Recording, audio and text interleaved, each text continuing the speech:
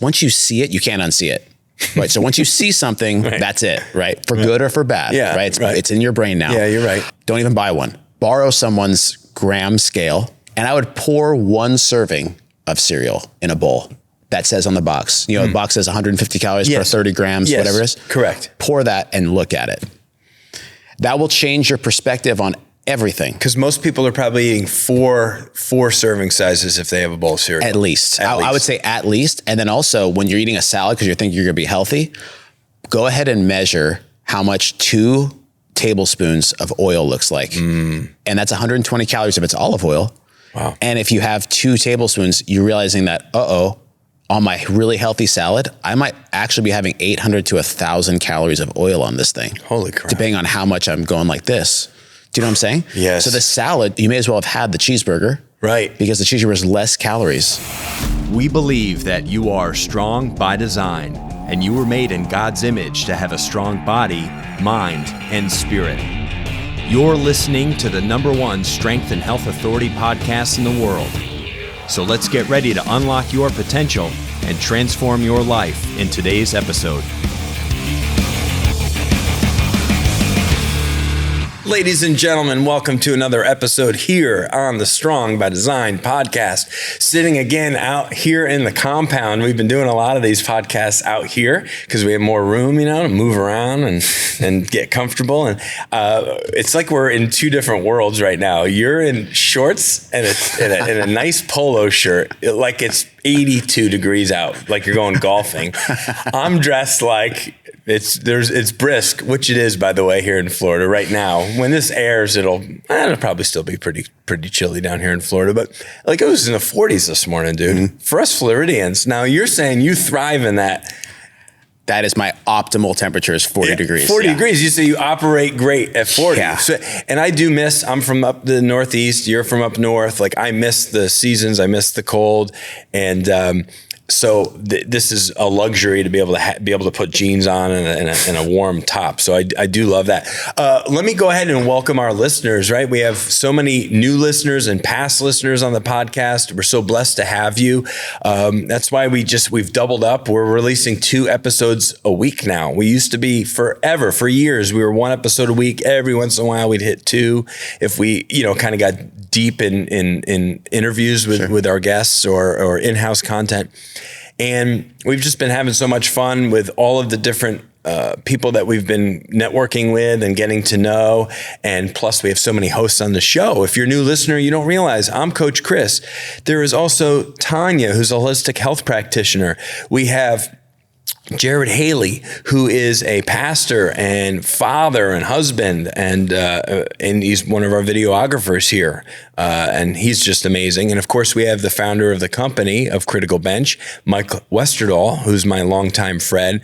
He's great when it comes to anything leadership or coaching, or mentorship, faith and family stuff. He loves getting in on those conversations as well, but he's a pretty busy guy. So we typically, I would say that Jared and I and Tanya kind of share the load evenly. And then when we can get Mike involved in hosting, he also will host. And we've had so many great episodes, obviously in 2023 and now in 2024, we're just continuing to build momentum. We're going to be coming into our 7th season later this year on the podcast. We can't thank you enough for coming back and listening to the show, for leaving us a rating or review. If you haven't done that yet, please go ahead and do that. I'll remind you again at the end of this episode for sure. So our amazing guest sitting across from me, ready to go to the beach perhaps in his flip-flops after this. I'm going to go wrap up in a blanket in my office. This is hilarious. Mr. Michael Phoutrides is here. I think I said it right. I've been saying your last name now for a little under a year. Yeah. Welcome, man. Thank you. And thanks for having me. Yeah. I really appreciate it. I know. You said that. You said this is like exciting, you know, and we're excited to have you here because of your story, just how we came to know you. And I want to kind of just brag on you a little bit, if you don't mind, at the start of this. Because not too much, okay? If our listeners aren't aware, if they don't follow us on YouTube, they maybe don't know that we did this. We had basically an American Idol event last year on our YouTube channel. It was to find talent, to find some gems in the area that worked in the fitness and health space and were interested in participating on our channel, being regular return coaches and experts in their field. And it takes a certain type of personality to do this. Everybody's not kind of gifted in a way to speak on camera and to really connect with somebody on the other side. It does take a lot of practice. I sucked at it for like the first several hundred videos I ever made. But you had so Mike he sent in his your audition tape and we you followed all the steps. And we included you on that day to come in either the AM or the PM slot. And we turned our office space into like an American Idol judges, room. It was pretty intense. It was awesome. It was pretty awesome. It was awesome. And obviously our video team, Jared and Steven, are like amazing. We also had some other hired help that was here that day because of the kind of the magnitude of the day. But those guys ran the day beautifully. And the day was just a total win because we ended up finding like not just one, but like 6 people that we really liked and wanted back out of like the 15 that were here. Yeah. And you being one of them, we thought right out of the gate, we're like, this guy's so well-spoken, has such a you just had such a smoothness and calmness and there's another word there I'm searching for, a certainty in your words. Some people don't have that, right? Because when they're speaking on camera, certainly if they don't have a lot of practice, they're a little bit hesitant or they're not sure of themselves. Sure. You had a confidence and a certainty to like the way you projected. Thank you. That was very it was refreshing to see, certainly in an audition. It was like, wow, this guy looks like he's been doing this for a long time and here he is. And so you were an instant favorite for everybody. And we started getting you back. You've been here several times now over the past 10 months or whatever it's been, 9 months. And it's just been such a pleasure. And then we knew you had so much history in this area that it was just like a long time coming to have you as a guest on the podcast. So thanks.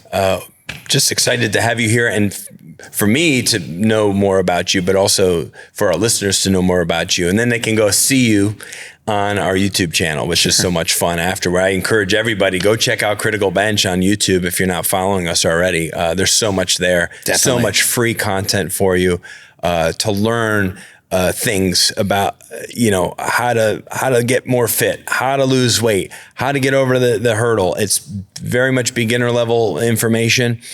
We have follow along live workouts every Monday morning. There's so much there, and Mike's been a part of that, and it's been such a pleasure to have him. So who is Mike Phoutrides? Like, take me back to you as a kid. I just selfishly want to know a little bit more too, because I know you had some struggles and stuff. You weren't always this fit, confident, whatever persona that you're rocking these days. Cause you, like I said, you're like Tiger Woods over here. He's ready to go take the back 9 after this podcast. So how did you get to that point? Well, first things first, thanks for having me. Everybody here at Critical Bench is awesome. They're just great. Everybody, it's awesome. I'll give you money later. So no money accepted. So background, I was always a fat kid, I wish I brought it, but I have this picture of me when I was a little kid. I might've been like 12 or 13. And I was with my dad and I was a Cub Scout and I was like shooting a .22 rifle. And I was on this bench, like shooting this rifle. And I was just like this mound of fat on this bench. And I was just like looking at it just shows that like, you can come from any background and you can get fit and it's your choice. That's right. And all you got to do is go from not knowing how to do it to knowing how to do it. And my whole life was just kind of searching for like how, and when I mean my whole life, I mean like my whole teenage life, even when I was in the Navy, I was overweight and I tried all this stuff when I was a little kid. I didn't really get teased that much because you kind of like, when you're a fat kid, you kind of grow into your personality a little bit. You owned it. I owned it. Exactly. But it was just kind of you can't hide, when you're really overweight, you really can't hide it because it's just sitting there, you can't hide it. So Yeah. you either have to deal with it or kind of hide from yourself. So What would you say was the cause behind it? Other than, were you always snacking? Were you kind of always given kind of poor food options from your folks? Because, some folks, they're trying hard, but they just don't know. They don't have a background in it.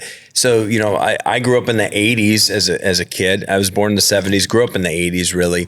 And like rice-a-roni and the San Francisco treat, and I'm trying to think other like mac and cheese. And certainly, we would do like spaghetti night and taco night and have like themed, type meals and stuff. I think I started to learn a little bit once I got around 10 or 12, like what healthy food choices actually were. But I grew up on eating cereal every morning for breakfast. Oh, yeah. Yeah, like big bowls of cereal. Yeah. Eating the Munchkin whole donuts at church, or at home if they made it home. So what was that like for you? What do you think? Or was it inactivity combined with that? What would you say? That's a good question. And I actually grew up I grew up Greek and Italian. So that food is pretty other than the pasta and stuff like that and the volume of pasta, right? Yeah. It's actually pretty healthy for you as far as especially Greek, Mediterranean. Yeah. And everything was fresh. There was no there's no weirdness going on. But there was a problem in that I grew up in the 90s, right? And you grew up in the 80s. Right. And that was before the internet. So you actually had neighbors that you loved. Right. And no door was locked. And this isn't like LA, right? Like this, like no door was locked, Wow. And so I used to go to my neighbor's house who were Mexicans.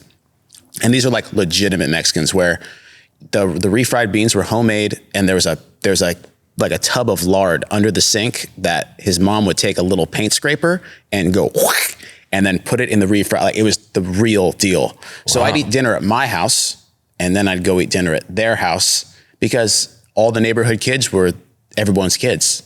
So you just kind of filtering out. So I was just You're just doubling up. It was a quantity issue. Yeah, I was just getting after it. Bring that a little closer towards you. Just a tidge. Yeah. Good?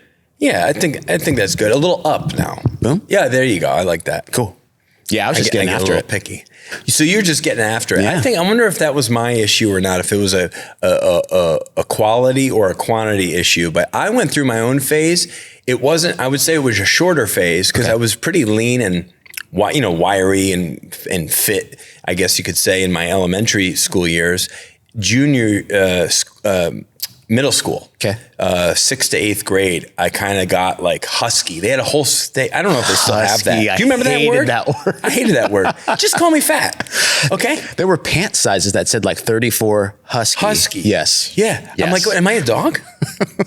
I like dogs, but why are you equating me? Why didn't you just call me like gorilla or put another, it was like weird, a husky section. It was like, and up north, I don't know if you remember store like Bradley's and Caldor's. Do you remember stores like that? No. So these are like the predecessors to like, Target and stuff didn't exist, at least not in the Northeast. It didn't. Okay. Like there were no Targets or Walmarts or anything like Kmart's, not by me. So they had these other stores, Caldor's and Bradley's. If anyone listening knows what I'm saying right now, you grew up in the Northeast, maybe in Connecticut. And that's where you would go for your department store for clothing. Okay. And we would go to the damn husky section and with my mom, and I'm feeling like I'm already not like loving like my body's like, kind of frumpy and we're in a husky, my mom's like, what do you think? You think this, I'm like, couldn't be worse. Couldn't be worse. But luckily once I got to high school, I think I just hit a growth spurt and was playing tons of sports, lots of football and stuff. And I just grew right out of it. Thankfully, but you kind of were battling all the way through high school with this, even into the Navy, you were struggling with your weight. Yes. What things were you trying or attempting to do and not finding success? Everything. So one of the funniest ones, I'm sure if any of my Navy buddies or would ever watch this, they'd remember the time where I went on this. You've heard of Tim Ferriss, right? Of course. Well, he wrote some great books, 4-Hour Work Week. Well, he also 4-Hour Chef. He also wrote the 4-Hour Body. Have you heard of that book? I've heard of, I know he has it's all 4-hour stuff, right? 4-hour stuff. Does he have a 4-hour workday or is that somebody else I'm thinking of? Yeah, 4-Hour Workday. That's Tim Ferriss. That's him too? Yeah, that's him too. Okay. So we made this diet. It's called the 4-Hour Body. And basically you pick a meat, you pick you pick you can have some vegetables and stuff, but the basis of your carbohydrate was beans. So you ate just like a ton of beans. It was called the slow carb diet thing. Interesting. Okay. And man, like that didn't do anything for me. I lost like 10 pounds, but it was one of those things where, because you had like a cheat day, right? You lost some weight at the beginning, but then you kind of started living for the cheat day. Yeah. And then it didn't become a cheat day. It became a cheat the night before and a cheat the morning after. You were hitting the edges. That's a good way to put it. I was hitting the edges for sure. And so I tried all kinds of things like that. So that was just one, but that's the funniest one because it's one I would get made fun of the most for in the Navy for that. You'd lose 10 pounds at a time, but then you just go right back up because it's like just not addressing the actual problem of like understanding how food affects your body in a common sense way so that you can get in control of how you look. I feel like this is how a lot of people are struggling, like well into adulthood with this same thing. They're trying things. And if you hear any background noise, it's just because of where we are. You know, we're in the industrial, professional center. And there's always like, we don't have Zambonis, but we have, I'm pausing our conversation right now. We have helicopters. Yeah. Right. We have Coast Guard right next to us with an airport. So we also have airplanes. We have garbage trucks. Right. We have delivery trucks of all kinds. No trains. Oh, emergency. I can't tell you how many, because of where we're located, how many sirens we will hear. Oh, yeah, all day long. Because they're going past us on Roosevelt. Yeah. Or in the neighborhood behind or something. So anyway, yeah. And then right over there on 49th Street, you got the prison. There's a prison over there. There's a justice center over there. That's right. And some sketchy people walking the streets over that way. So I'm sure those sirens could be attributed to that. Anyway, hey, we're alive over here. We are. We're not dead. Thriving. We're thriving. We're thriving. So, all right. So my question was going to be, what was it about the Navy that drew you in? Like, was that a hope of yours to finally get to a place where you felt more, just better about yourself, or what were you doing it more for you or to satisfy someone else's? That's a good question too. I actually was going to be, I was actually going for a ROTC scholarship. Okay. Right. Because I was one of those kids that like got B's because I knew that if I got good grades that my parents would give me enough freedom that I could do, pretty much whatever I want. But I wasn't an A student because that's too much effort. The B's got me where I wanted to go. Right. But then it was kind of like junior year of high school. I was like, oh man, like I don't want to pay $10 million for a degree at college, And so I was like, well, what's my options? And we had a friend that was an officer in the Navy. He was a commander. And he said, you should try to go for the ROTC scholarship, which is like $180,000 for school and your ROTC. Well, anyway, I didn't get it. I did not get that, but they told me really late. Like I was supposed to know in April of my graduating year. They told me in like late June that I didn't get it. Yeah. So I went to like community college because I didn't know what to do. And some of my friends had enlisted in the Navy. And so I was just like, I can't do this. And so I just enlisted in the Navy as a nuke in the Navy. You were just really hating this post-high school phase. Like, well, I'm in community college. Like, where am I going in life? Like, I have some buddies that went in. I'm just going for it. Yeah. And, they come back from leave, and they'd have like some money in their pocket. And they'd have a uniform, they're like, they look like they had something going on. Yeah, exactly right. So that's kind of what got me into it. And also my whole family was in the military. Oh, wow. Everyone who could have been in World War II was in World War II. And I used to sit around the table with all these old guys and they'd have great conversations. Oh my gosh, yeah. And I heard every boot camp story. And when I was in boot camp, it was like, oh, it's my turn, So there was a lot of history too. So I always knew the military was kind of in my future. I just didn't know how. I had those feelings too. Thinking while I was actually in college that I would maybe go in after college. I went to college and one of my roommates was a best friend of my brother's growing up, who after he finished his 4-year tour with the Marines, he was in the first Gulf War. Oh, wow. He was in from 89 to 93. Yeah. And then I was in college from 94 to 98. And so he moved up and lived with us, and we became really close. Nice. Like I knew him when I was little, but he was my brother's best friend. Right. Well, Jay, I call him Corp. That's what I call him, Corporal. Corp. Jason Walker, but he goes by Jay. Okay. No one calls him Jason. He goes by Jay. but I call him Corp. Anyway, he would tell me all these great stories, and I was like, oh, I want to go, and I really thought, like, when I graduate college, it's a good chance I could end up going in. But then I'm like, well, if he's not going to be there, though, I won't like it as much. Oh, yeah. You know what I mean? Because he was like my gateway to trying to live out all those great memories that he had. Right. I was like, honestly, jealous, but like, there's a brotherhood there that you're just never going to probably know. Yeah. Right. Are you still tight with anybody that you were in with? Oh yeah. Like my godson, we were talking about the baseball before. My godson, his dad is my best friend from the Navy. You know? Wow. And but I have a feeling that if you were in the military, though, you'd fit in really well. I think I could have been a good military guy. You would, I think so. I'm a rah, like passion guy. But also you're energetic and fun to talk to. And that's like half the game in the military. Because sometimes you're sitting with someone for like 6 hours at a time. Right. You can't be boring. If you're boring, everybody hates you.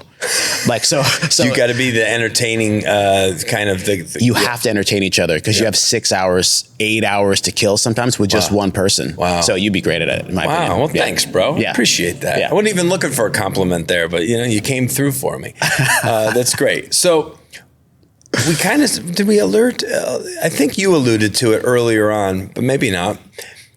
I think you did, because people in this life, you're not able to change what God gave you, what your parents gave you, right? Your genes, your genetic makeup, your biology. You can't really change that, but you can influence it. Yes, through your lifestyle habits, good or bad. Right. And so you started to obviously recognize this as you got older and wiser and through the Navy, out of the Navy, and still you were kind of not where you wanted to be physically. Right. What was that turning point for you? What was the shift? I think it was somebody that you ended up meeting. Yes. Yeah. So tell me about that. Yeah. So, well, first things first, just getting out of the Navy with my life was because I kind of skipped over that. Well, no, not because there was any danger militarily, but just because there's a lot of drinking and stupidity involved, and God was really looking out for me the whole time because I wasn't, I didn't really know God at the time. I didn't know Jesus at the time when I was in the military, but I felt like my life was preserved so I could know Jesus later. So thank God for that. I can't gloss over that because the Navy wasn't just like a blip. I was like kind of going through a hard time in the Navy too. And when I got out, because I was going through a hard time, I got out in San Diego with all my best beer drinking friends. And I ran away. Were you a Coronado? No. Yeah, I was a Coronado. You were? Yeah. That's where they have the SEAL training and everything. Yeah, I am not a Navy SEAL at all. But they still do, if you could be in the Navy but not necessarily be a SEAL because it's still a Navy base. Yeah, so my ship was stationed there. So I was on the Reagan and it was stationed in Coronado. Yeah, the Naval Air Base. The Ronald Reagan. Ronald Reagan, yeah. Wow. Big old honkin'. It's been retired, hasn't it? No, it actually right when I was getting out, it moved its home base to Japan. Oh my gosh. As soon as I was getting out in 2015, it went to Japan. Interesting. Wow. So what was the question again? No, so you were thankful by God's grace and by being able to get through that whole experience, and keeping your wits about you, so to speak. But then you came across somebody that really helped you kind of level up and get to where you wanted to be. Yes. So I got out in San Diego. I ran away to Colorado because they accepted me into college. So I went to the next place. I like that hat, by the way, the Buffaloes. Yeah. Prime time.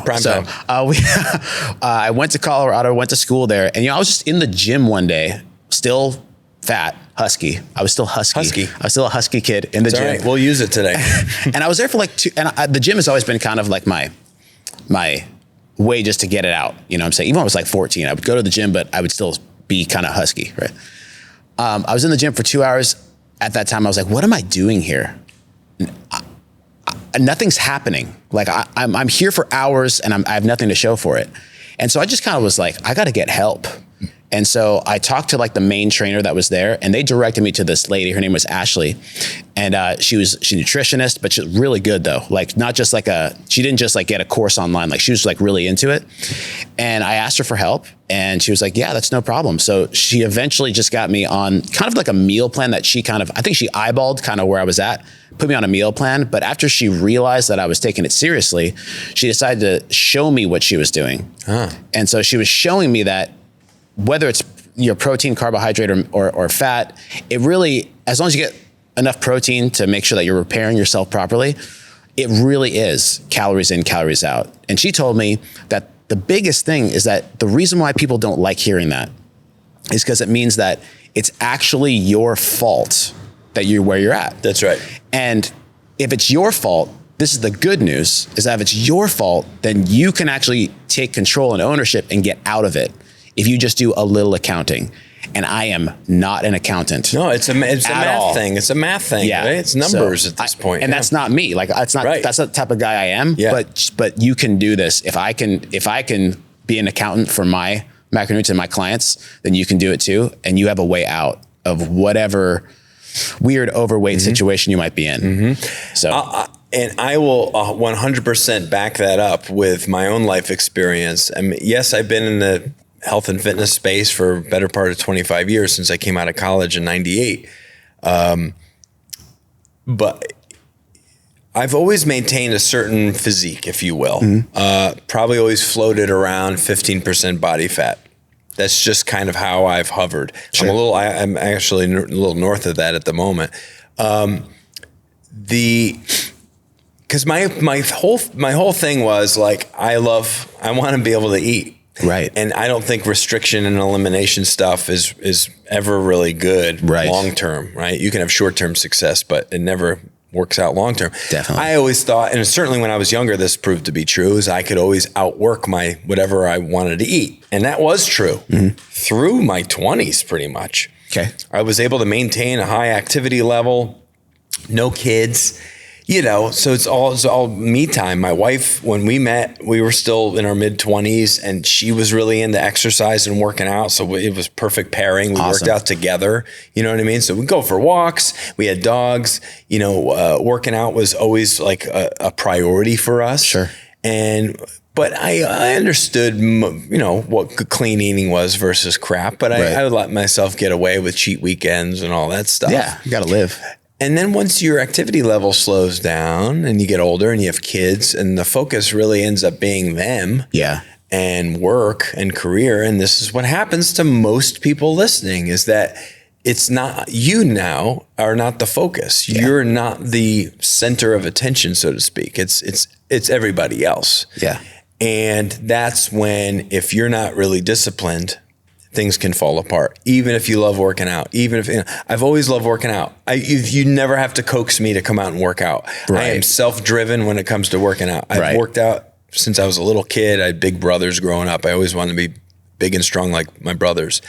And so that's always been kind of just an easy thing for me. So I've maintained my muscle, my muscle mass, my size, and always felt good and strong.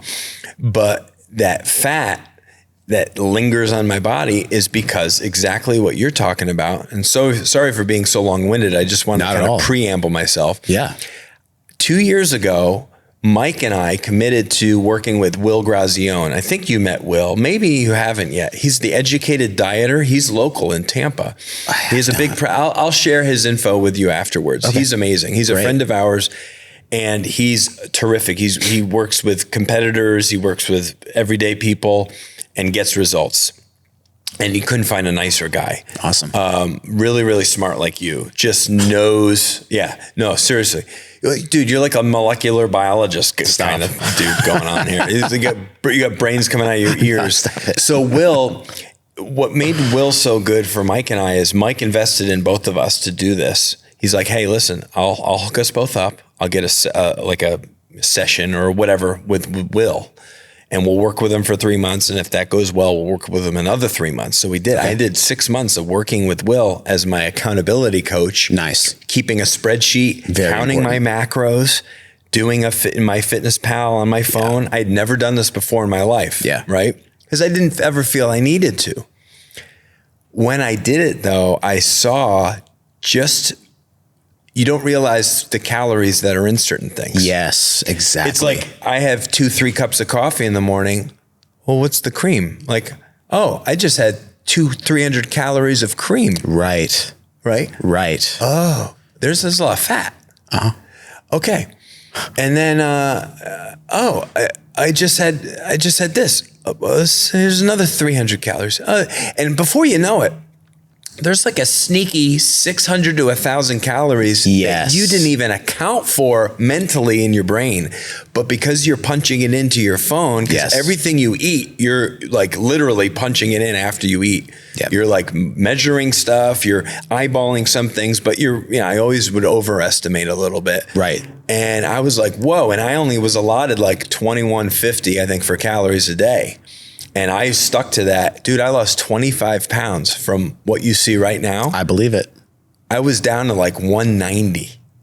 Wow. That might be For me, I didn't like it. Are you like 6'3"? No, I'm really short. I'm Greek. Sorry, I'm really short. Thank you for giving me like 4 inches. No, I'm like 5'11" on a really you're good not. day. Yeah, for sure. Dang it, that It's means I'm probably just my personality gives me a few inches. That's it. That must be That's it. Okay. So, no, I haven't sniffed 6 feet in a long time. Okay. If ever. So I usually hover in the 210 to 220 range. Okay. Right now. So 190 is like 190 was like really light for me. Yeah. Like I hadn't been that light since high school. Yeah. Seriously. And I didn't like it, but I was like, wow. And that all I did different was measure my food, count my food. Yeah. My exercise was almost the same. Sure. Unchanged. Yep. Was I a little bit more cognizant because I also had to I've always taken a lot of steps because I coach baseball and I'm a pretty active guy. Yeah. So I always got my steps in. I work out 3 to 5 days a week, Right. every week without exception. The only thing different was my food, my calories in, calories out. right. Really calories in. Right. That pisses so many people off, Yes, by the way. I know it does. Yeah. But it was math for me. It was math. Yeah. Yeah. And so you learn this from this woman, Ashley, and a light went off, obviously. You started to get results. So what was that first 3-5 months like? It was unbelievable because I had never in my life seen on the scale 108 and a number. Ever. I mean, when I was like in third grade, I was like 190 something. Come on. Seriously. Oh my gosh, Mike. Yes. So I've never seen 1.8. I know everywhere else such critics of ourselves, like the worst critics, right? So when you said you saw a picture of yourself shooting the gun with your dad or whatever, Boy Scouts, and it was a big blob, you're legitimately third grader. My daughter's in third grade. Yes. And she's like 85 pounds. Right. I can't imagine you're 100 pounds bigger than that. And I wasn't a tall third grader either. So, you know what I'm saying? Oh my gosh, dude. Yeah. So when I saw 1.8x, it was like a paradigm shift where it was like, because everyone always told you, oh, like your gut, whatever it is, that's a familial trait. You're never going to lose it. Right. So everyone in authority in my life always said, you're never going to lose it. Don't worry about it. Right. Don't even bother. Yeah. So when that happened, I was like, oh, how many more things do I believe that are just not true? That I just take that is completely true, that are actually not true, that just got told to me. So it kind of broke open my whole thing. So when I saw 1.8x, I asked Ashley, do you think I could do a natural bodybuilding competition? And she was like, sure, why not? Do it. And so that was about 8 months before a competition. And I was just like, fine, let's do it. And I got down to I think it was like 171. I had to weigh in by 175. And so it just seeing that 8 was like, if I got to 180, then you can get to anywhere. You know what I'm saying? Wow, dude. And so it was pretty, I don't know if I answered your question. I have no idea. No, if I you answered your question. totally. This is fantastic. I didn't know this detail about you. I knew, just surface level stuff. But this is, this gives hope, I think, and should to anybody out there, because so many people, especially in our culture today, we live in a world of abundance, in a land of abundance, regardless of what the news wants to tell you and everything else, and food shortages and all that. Yeah, I mean, I know there's people going to bed hungry. I realize that in poor communities and stuff like that. I'm generalizing here. Definitely. Most people have far too much. Yes. And they don't know what to do with it. I mean, I just threw out a bunch of food because my in-laws were visiting and they gave us all the stuff that they bought thinking they were going to eat it in 10 days. I'm like, you thought you were going to eat 2 containers of peanut butter? You thought you were going to eat 5 loaves of bread? Like, what? Who are you people, right? So, there was just stuff that was like, dude, I mean, I'll keep some of this, but some of it's going in the trash. Yeah, it has to. I don't know what to do with all this. And I think that's how so many of us are, is our bodies don't know that it's 2024 in the United States of America. They don't know that there's a Publix. Right. I'm speaking, of course, about Florida right now. And really the Southeast, Publix is everywhere. There are literally there's a Publix on every corner. Every corner. Right? Your body does not know that. Yeah. Your DNA does not know that. Yep. As far as your body's concerned, it's store. Whatever is extra, I am going to store. Yeah. With the exception of protein. Because as we know, our bodies are pretty amazing. Like the one thing that we really need the most of is protein. And it's the one thing our body doesn't hold on to. Yes. If you take too much of it, you just urinate it. That's right. Which is crazy, right? That's right. But fat and sugar, your body's like, ooh, give me that. I love that. I love that. That's right. I'll use this sugar for energy, and I'll use that fat to keep me warm and store that because that's the best source of energy. But I'm not going to tap into that if I don't have to. Unless I really need it. If I'm dying. Yeah. And so our bodies do that without us thinking. I wish you could just outthink your body and be like, dude, I'm not starving to death, so just let go. Let go of it. But it doesn't work that way. Doesn't work that way. It is calories in and calories out, calories burned. But another thing that people don't really take into account too is activity level. Mm-hmm. Our activity levels are so wide ranging.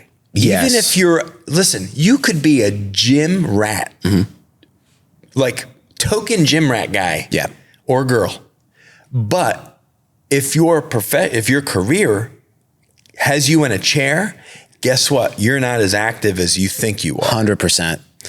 And going back to what you said about the steps, you said I always got my steps in. I was coaching baseball, this kind of stuff. Walking, getting like 10,000 steps a day is like one of the best things to make sure you're lean. Yes. Steps are great, low impact, and they burn a ridiculous amount of calories. Yeah, you're absolutely right. So, being up and vertical. Yes. I think it was a luxury I had in certainly my teens, but my 20s, even into my early 30s, was I always had a job where I was up on my feet moving. And it's only been the last 10 years, wouldn't you know, working for a fitness and health company that I've sat on my ass way too much because I'm at a computer. Yeah. Now, luckily, we're pretty smart here. I have a beautiful gym right outside my office door.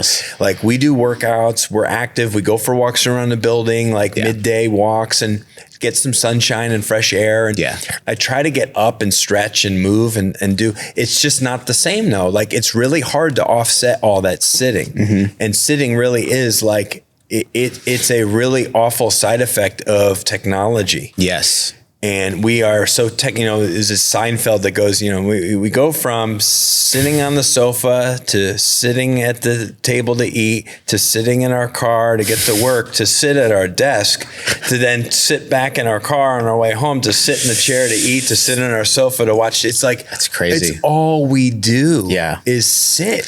There's a slogan or a saying that's going around that's saying sitting is the new smoking. It really is. And I really believe that. It is. I think we have a product that says that somewhere. Yeah. No, I think we do have a product that talks about it because the hip flexors go dead.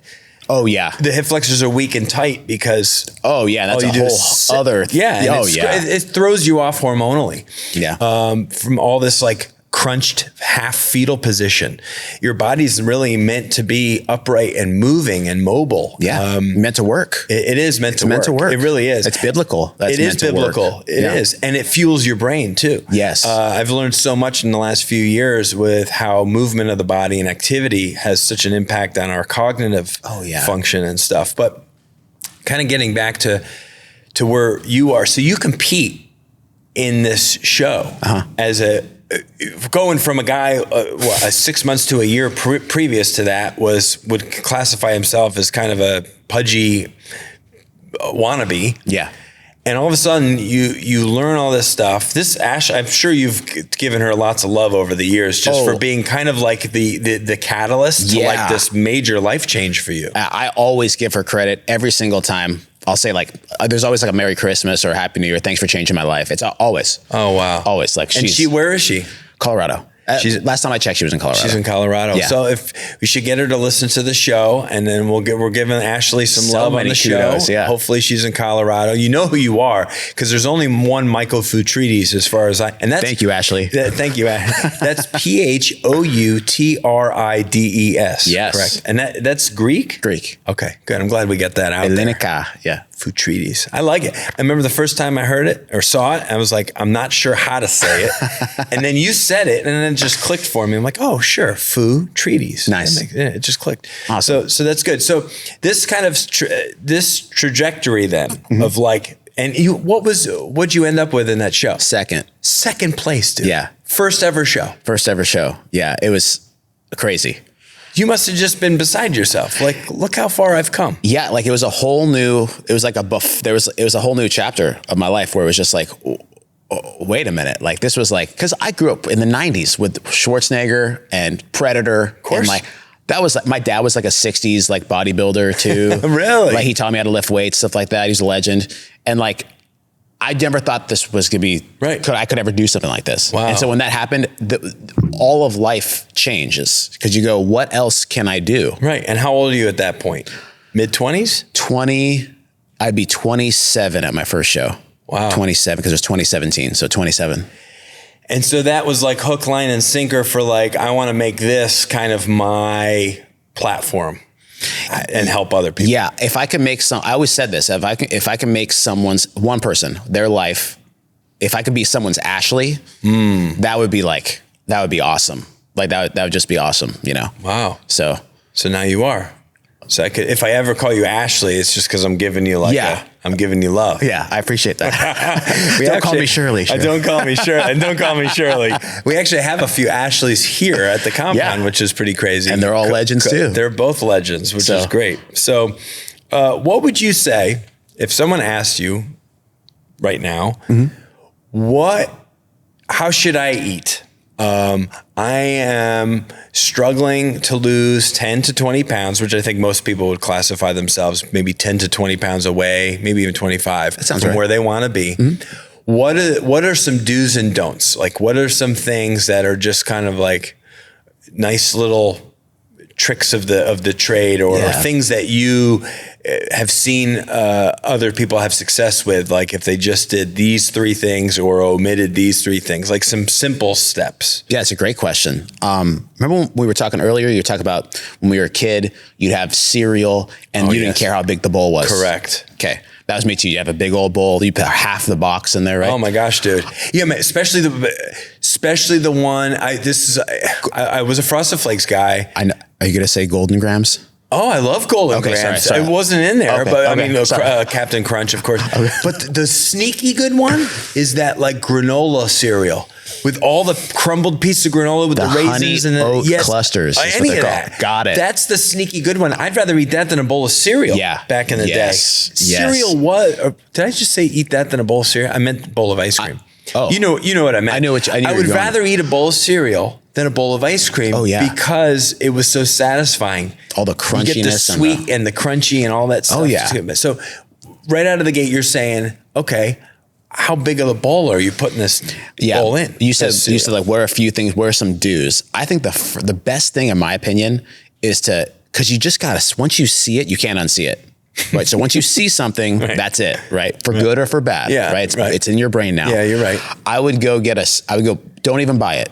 Don't even buy one. Borrow someone's gram scale. Don't buy one. Just borrow it. Borrow it. And I would pour 1 serving of cereal in a bowl. That says on the box. You know, the box says 150 calories per 30 grams, whatever it is. Correct. Pour that and look at it. That will change your perspective on everything. Because most people are probably eating four serving sizes if they have a bowl of cereal. At least. I would say at least. And then also when you're eating a salad because you think you're going to be healthy, go ahead and measure how much 2 tablespoons of oil looks like. And that's 120 calories if it's olive oil. Wow. And if you have 2 tablespoons, you're realizing that, on my really healthy salad, I might actually be having 800 to 1,000 calories of oil on this thing. Holy crap. Depending on how much I'm going like this. Do you know what I'm saying? Yes. So the salad you may as well have had the cheeseburger. Right. Because the cheeseburger is less calories. Right. And actually more nutrient dense. Yeah, that's right. I mean, at least you're getting the protein and the fat that you need. And meat is like a multivitamin. Right. Meat's like a multivitamin. So, so the biggest thing is to see it. And once you see it, then you start asking all the questions you need to ask. Like, wait a minute, if I'm doing this way, then what am I doing with my coffee, like with the creamer? Yes. And it's like, oh, wait a minute, maybe I don't have an actual physiological problem. maybe I just have a portion problem. Or an eyesight problem. And by the way, when you go back to like, you remember how you were saying you were tracking all your food and you were plugging it in? After a while, you can eyeball it. Yeah, I was going to say. You won't be perfect at it. Yeah, but it's not forever that you're going to be like, okay, what's this? What's that? But I'm telling you what, it set me up. I mean, I saw a full year of success from just being really, really good for 3 to 6 months of tracking. Yes. And I started to track less as I kind of got deeper into that, that work. And then I kind of, of course, phased out of tracking altogether and still was like having good habits for a while. But then of course, then the holidays came and then, everything, life gets the best of you if you're not prioritizing. Public service announcement though. Yeah. You're supposed to overeat on the holidays. Yes. I just want people to know that. At least a couple of days a year, right? Like you're with family. You don't ever want to be in a situation where, man, I wish I ate that burger with my dad because now I can't anymore. Right. Do you know what I'm saying? No, you want to be, don't always be on average, do your best. But then like there's those times where it's like, hey, grandpa wants to have a cheeseburger with me. He's 90. I know it's over my macros, but I'm going to have a cheeseburger with my grandpa. Please have a cheeseburger with your grandpa. Or somebody's birthday. I'm going to have a celebratory piece of cake or one of these awesome homemade like donut things from like one of these. Jupiter Donuts is over this way, but then we have another one, Galaxy or I think it's Cosmic Donuts. Cosmic Donuts is up by they're great. Yes. And so they're like gourmet. I don't ever go there. But if there's a birthday here, one of us who drives past it will pick it up and bring a dozen donuts here with all different freaking stuff on them. Unbelievable. Yeah. Keep that box a little bit away from Mike because he's hilarious. Mike's one of the funniest guys you'll ever meet in your life. I love really Mike. Dry, but really like, I've known Mike since we were 15 years old. Wow. We go back. I didn't know that. Yeah, we played high school football together. He moved from Virginia to Connecticut. I didn't know that. Summer before sophomore year. Okay. And then we've been friends ever since. And he will quarter the donuts. So when we get these, or half them. But the funny thing is, I'm like, you cut it all in quarters, but you still ate the whole thing. Death by 1,000 cuts. Yeah, that's exactly right. For him, it doesn't feel like it's as much if he's just eating a quarter at a time. But My like you dad keep going used to do that back all the time. I would see him walk past my office. Drive-bys. He does drive-bys. So it's like every time he goes to the bathroom, he's like, that's just a quarter. That's such a fitness guy thing to do. I really love it. is. That's my dad. That's my dad 100%. Now he's been doing good though lately, so I got to give him credit. He's been following someone's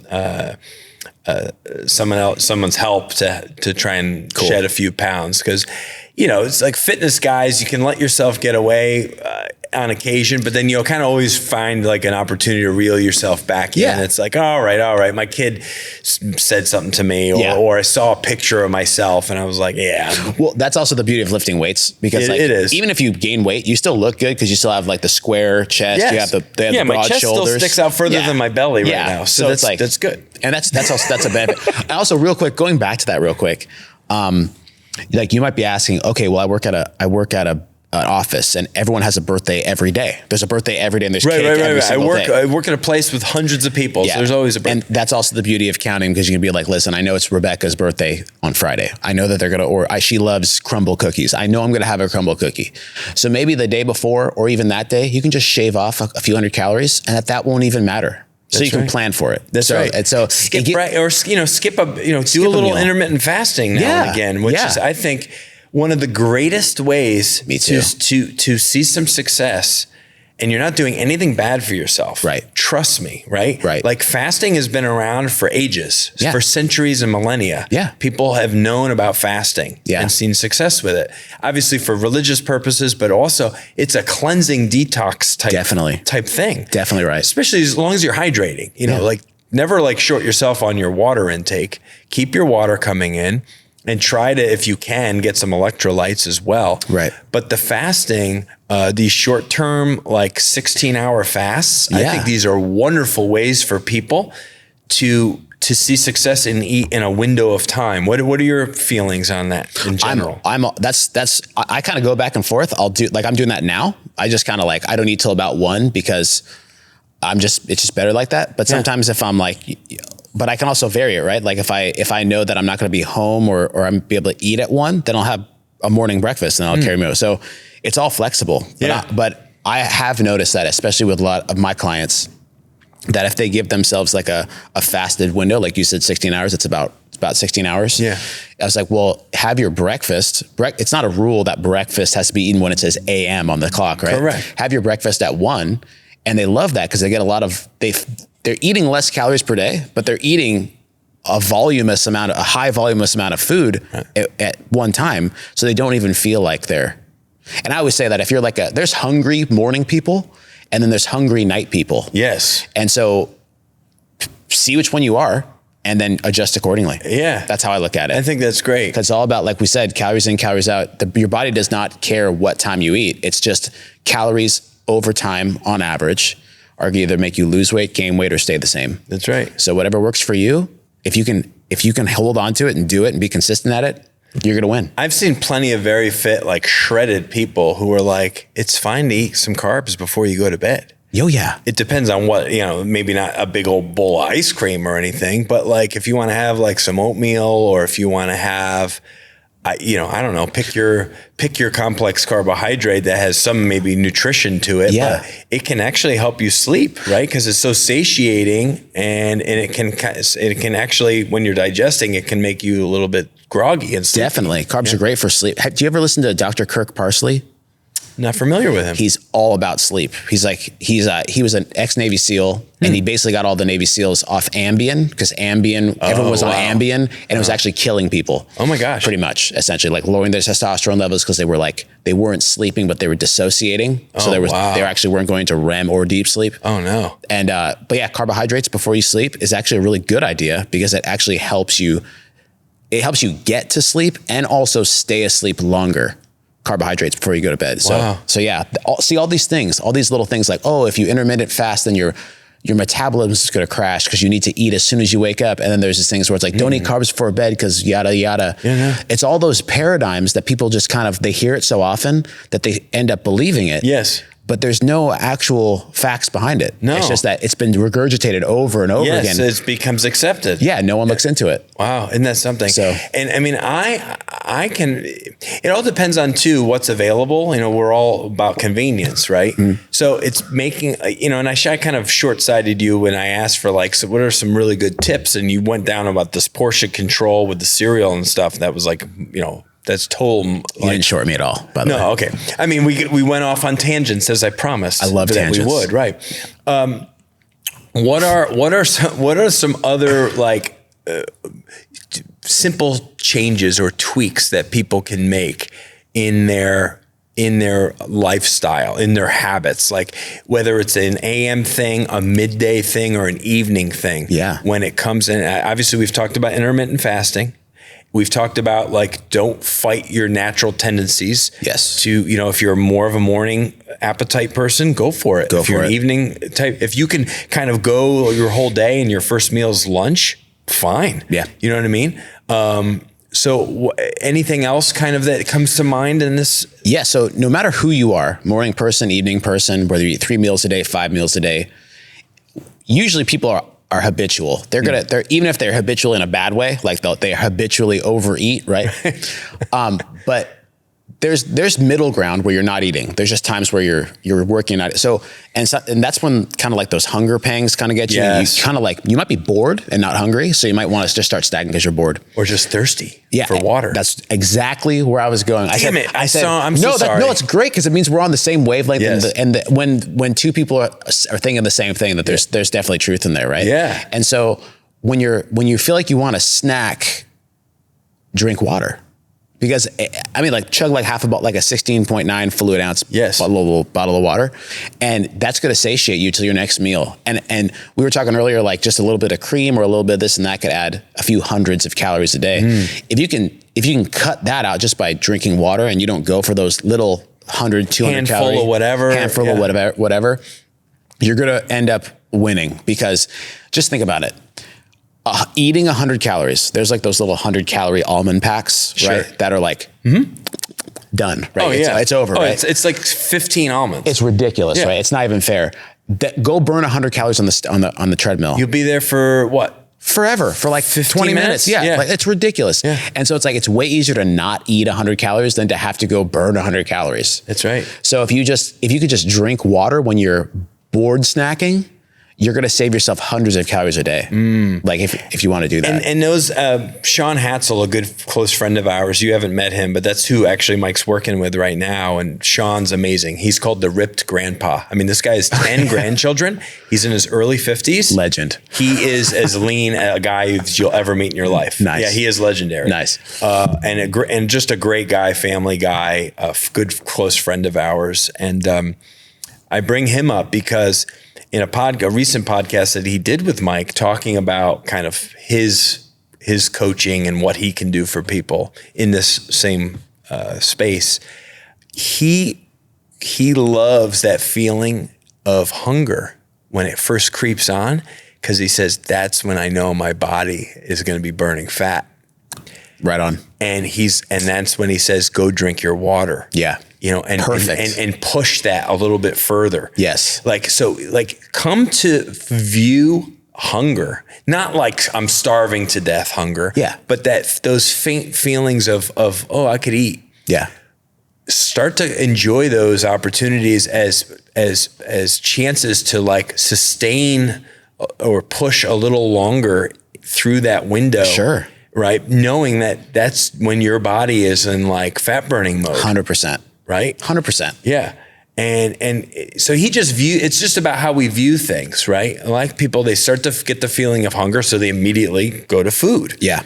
But if you can just say, hey, now's my body's opportunity to actually burn some calories. Right. And if I just go drink a big tall glass of water and just chug it down. Yeah. I probably won't be thinking about food now for another hour or two. That's right. Perhaps. That's right. Go back to my work. Occupy myself with something else. That's why at work, it's really easier for me to eat clean at the office. I can be great here. I can be great in the morning at home. All day here, I can be great. Yeah. And I can go home, and because there's some crap food in the house, yeah, between 8 and 10 o'clock at night, I will succumb to that. Yes. Just because it's there. Yeah. Last night, I told you before I think we hit record, last night was a good night for me. Yeah. I ate what my wife put out for me, a nice like thing of food, chicken and a sweet potato and some vegetable. And I ate that and I didn't eat anything else. And I felt like that's a win for me. Yeah. If I can get away, because that's my snack time. Yeah. Is evening, not here at the office. Right. I'll walk past that thing of donuts. I'll celebrate. I'll eat a half a donut with everybody on their birthday, and that's it. I won't touch another piece of it. Yeah, because I just know, like, I'll drink a water. I'll drink a sparkling something. I'll have a Celsius. I'll just sit at my desk, and I got work to do. Right. I don't need to be eating right now. Right. But when I get home, and just out of convenience, because it's freaking sitting there, and I know what's in the kitchen. Yes. And I know my son or daughter brought some sweet thing home. Right. It's just like, daddy's going to go tear it up. Yeah. And so but I know that. Yeah. And you know yourself. I know my weakness. So what's your weakness now at this stage? Do you have a weakness? It's the same weakness I've always had. Yeah. I'm Greek and Italian.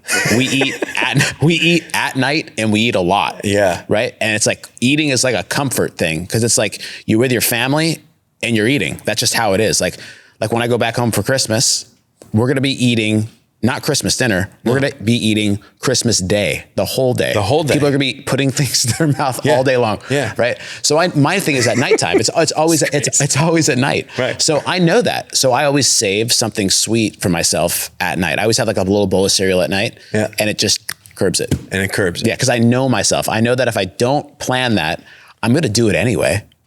So why not just like jujitsu it and go with it and just go whoop and just succumb to it, but succumb on my terms. Like, yeah, I'm succumbing to what I want, but I'm planning for it. Right. I think if more people just did the simple things like that, like, I know I'm going to be in this environment. I know there's going to be this food item or something that is really like a weakness for me or something I really want. So if I can shave those calories off right now or earlier in the day. Yes. Right. Skip something here or not eat something now. Right. To save for later. Yes. It is. It's like, well, let's take it to money. It's like, if there's something that you want to buy and it's X amount of dollars, right? Yep. And you have the cash on you now, but then you come across something else, earlier in the day, it's like, well, if I spend money on this now, I won't have enough for that one later. Yes. So let me save my money for what I really want. Right. That's the exact analogy I give my clients all the time. Yeah. Think of it like a budget, just like that. It's exactly what I use. Yeah. Exactly. I mean, and that's what I like about your philosophy and the way you're able to coach people up, and the things that we like to do here at Critical Bench is we like to take the complex and the complicated and simplify them. Perfect. Because people don't like complex and complicated. I don't know anybody that does, other than maybe an engineer or a molecular biologist. Oh, no, I keep it simple, man. Simple for me. Yeah, big time. KISS. KISS. Keep it simple, stupid. That's right. And because that's what people can latch onto and I think take with them for the long haul. Yeah. And see that success all the way down the line. Yeah. So it is simple. It is simple. So what are the ways that people who want to get to know you better, besides seeing you on Critical Bench's YouTube channel, and other social media that we have here at Critical Bench and the Strong by Design podcast, where can they go to see you if they have interest in maybe contacting you or working with you? What are those platforms? Yeah, so there's only one social media that I really hang out on the most for my weight loss, and that is that's on X, and I'm at Weight Loss Formerly Chad. Twitter. Formerly Twitter. Okay. And it's Cornerstone Weight Loss, but it's at Weight Loss Chad. Weight Loss, CHAD, no spaces. And then also my website, cornerstoneweightloss.com. I have a blog there. I think I have 50 something blogs on there. So really you could take what's in my brain, and if you want, you can just go on my website and look at all the blogs, and they're all helpful. They're all actionable. So you don't even 100% need me unless you want me. Wow. You can just get free stuff on my website, and it's information that we spoke about today, plus more. And you can piece together something for yourself using my website. And what exactly, if people did want to follow through and work with you, are you basically a weight loss coach, or how do you classify yourself? Yeah, I look at myself as a weight loss consultant because I'm never going to force, I can't force you. But B, I'm not going to be like, you must do this, you must do that. Yeah. I'm going to take what you're already doing, and I'm going to just teach you to see what you're doing and better understand how food affects your body and make it common sense. And then eventually you'll be put in control of how you look. So I always say, unless you're using me for a competition or you need a coach for something in the long haul that you're going to need someone for accountability, like for instance, like a bodybuilding show. If you're using me longer than 3 or 6 months, then I'm doing something wrong. Right. You're failing. Yeah, I'm failing because I'm not teaching you what you should be picking up over those months. Because after a while, you'll be like, wait, why do I need this guy? Right. I already know my body now. I know what makes me lose weight. Bye, Mike. Have a nice day. And then once that happens, my work is done. Yeah. There's some people that like to work with me. I have a lot of clients that come to me all the time that are repeat customers because like they just enjoy having me just be with them along the way and say, hey, don't worry about this, or you know. Well, because you become more than just a weight loss consultant, right? You become you become a bit of a mentor, or a bit of an other word besides friend that I'm trying to come up with. But you're there with them. You're a guide that they just enjoy. Yeah, it's like a confidant kind of thing. Confidant, yeah. So same with like a good personal trainer. Exactly, or, right. If you work with a client for 3, 6, 9 months, like they know you've taught them a lot, hopefully, if you're good. Yeah. And the only reason they're sticking to you probably is because they just enjoy that time together. Yeah. It's like a relationship. It's a relationship. Yeah. It's connection now. Yeah. And it's accountability too. Yes. In terms of they know what to do, but just them knowing that you're there waiting for them. Yes. They know they can't miss. Yes. Right? Yeah. They don't want to let you, sometimes they don't want to let you down. They just don't want to let you down. Yeah. Right? Yeah. Which is people go bend over backwards for others more than they will for themselves. Yeah. Right? Which is hysterical to me because I'm like, I'm nobody. Like, so like, don't, whatever. But, I have a lot of awesome clients that really get after it, and it's super hardworking, that are family, they have kids, they have multiple businesses, and they just get after it. And it's my honor to just show them a common sense. Do you Zoom with them, or what, how do you usually meet? Virtually, most so people? If they're local, I'm going to meet with you in person because I believe in this. Oh yeah. You know, but I have a lot of clients in California. I used to have some in Georgia, and we used to do Zoom over the phone. A lot of it's through texting and stuff like that. So it's 2023. So we have a lot of different ways to contact one another. That's right. But if you're local in Florida, in Tampa or Clearwater, I want to meet with you because I want you to see me to make sure that you know that I'm not just some guy behind a screen not caring about you. Yeah. Because that whole thing of turning a chapter in your life where you go from this to something you didn't think you could be is huge. It's huge. And I'm kind of selfish in a way that it would be my honor to be a part of it. Right. You know, so absolutely. I want to be there in front of you. Yeah, to show there's you nothing that. quite like in-person interaction and stuff. It'll never replace the virtual experience. While that's a great second option, and for a lot of people, it's the only option, at least in certain stages of life. I work for an online company, but I work in a building with people. Right. I am not a guy who's going to be productive at home sitting in his underwear at his laptop. No, you are such a personable guy. It's just not my. I just need to be. I need to be in a space with other people. Yeah. Now there are moments when we're all working with doors shut and we're grinding. Yes, but I know in an hour or two, I'm gonna be able to go pick on Jared or see Steve in the kitchen or say hi to Sam or Lindsay or Mike or Ahmad or somebody that's here. And it works. Yeah. It works when you know it's there for you when you need it. Right. And we all need pick-me-ups so anyway, I encourage anybody out there, don't ever overlook the need for contact and interaction, no matter what facet of life you're in or industry that you're in. Well, dude, this has been so much fun. Thank you so much for sharing your story. Oh, it's an honor. Yeah. And dude, these are evergreen conversations. Like literally you and I just getting to know each other better. Yeah. Help somebody on the other end, and will continue to help other people on the other side for years to come, which always makes me feel so good. I go back and I look at past podcasts from 2018, 2019, 2020, still collecting downloads. Awesome. Still helping people. Awesome. Right? And so this won't be the last one that we can do, which is so cool too, because there's a lot of things that we could have touched on or talked about that we didn't. And then, so we'll have you back and we can go down other paths. I think that would be a lot of fun. Thanks. Can I say one more thing before? Of course you can. So you said a lot of good things about me today. I did. You said a lot of good stuff. I'm smart, all this stuff. I don't believe it. But really, any good quality I have comes from my faith in God and faith in Jesus. And I don't want to, so all the glory to him. I'm just a vessel of flesh and bone and nothingness. So anything good you said, it's all just a reflection of my relationship with Jesus Christ. And that's for you, I want to end on that, because that's the biggest part of my life is that. That's obviously we're a business that's filled with men and women that also have strong faith. Yeah. And we utilize that and we run with it in our business, and it seems to be working out for us. Yeah. Keeps us grounded. It's where our core values come from as a business. It's how we treat each other.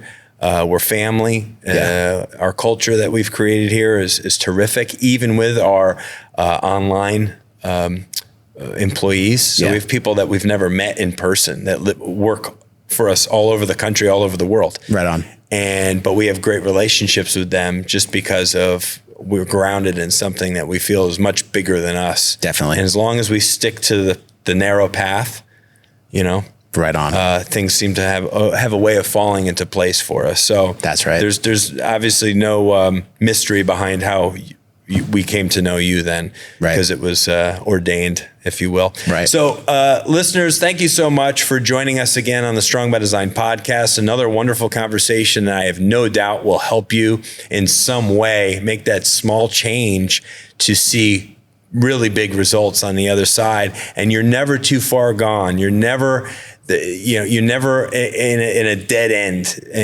Never give up on yourself. Never stop trying to find a way to improve yourself.